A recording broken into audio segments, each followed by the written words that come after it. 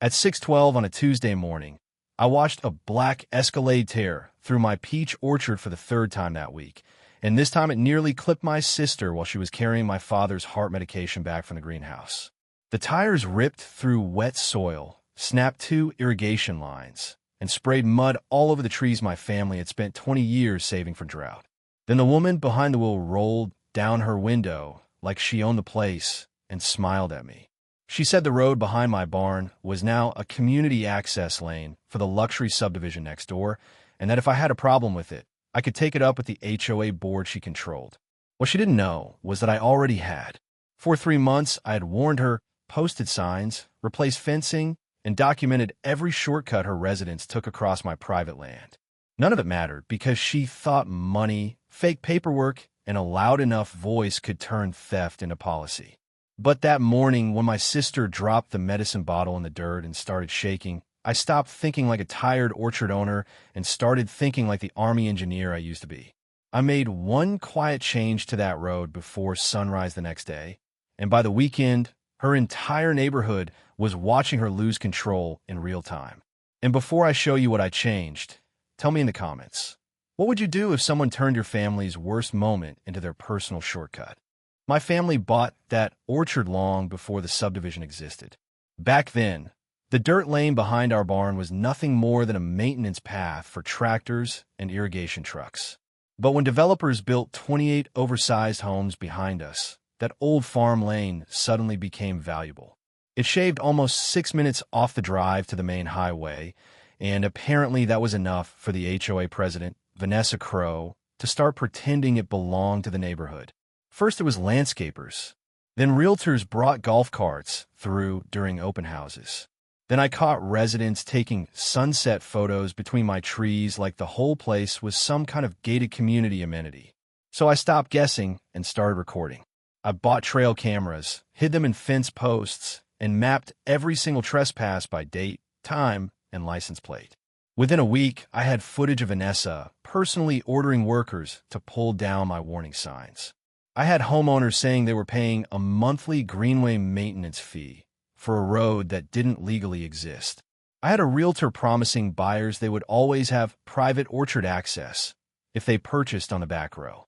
That was the moment I realized this wasn't just entitlement.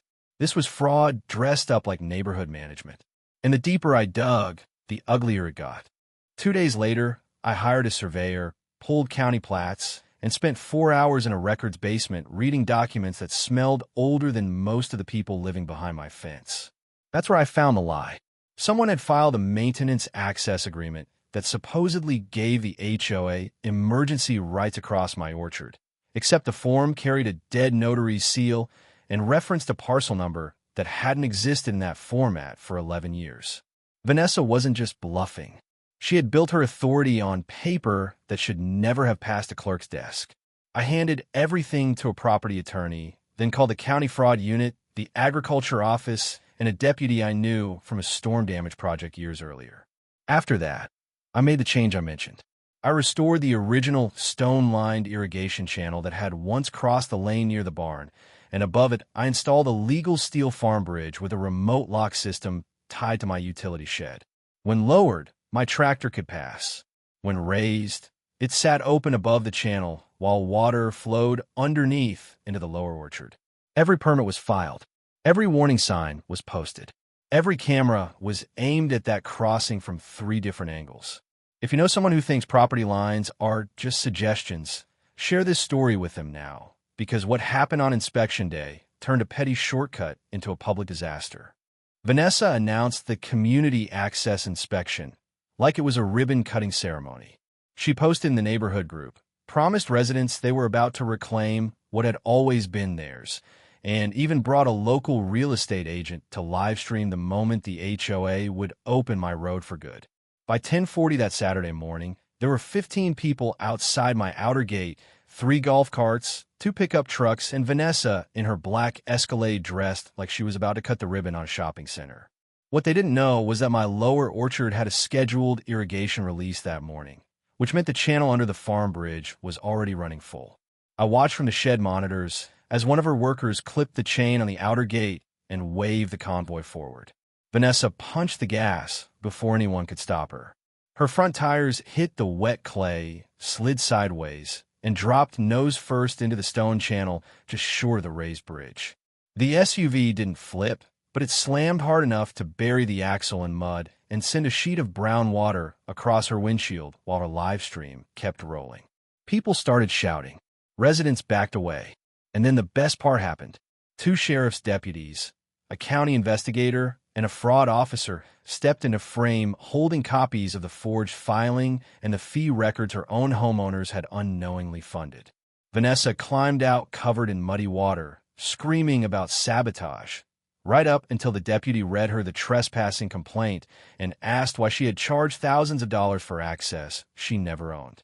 The fallout hit faster than even I expected. By Monday, homeowners were demanding refunds for the fake Greenway fees. By Wednesday, the county froze the HOA's reserve account. Within 2 weeks, the board treasurer resigned. The real estate agent deleted her listing language, and 3 families admitted they had only bought those back row homes because Vanessa promised permanent orchard access. The investigation uncovered altered filings, false disclosures, and a neat little pipeline of money flowing from residents into maintenance for land the HOA never controlled. Vanessa was charged. The board was forced into emergency restructuring, and the subdivision's attorney offered a settlement before the first full hearing even began.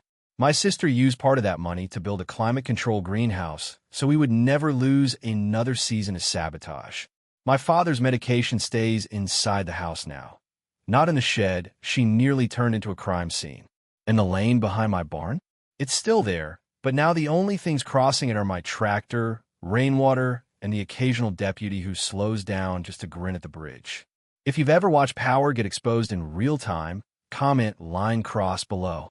And share this with somebody who still thinks private land can be bullied into public use. Because sometimes the loudest person in the neighborhood only wins until the paperwork, the cameras, and the truth arrive all at once.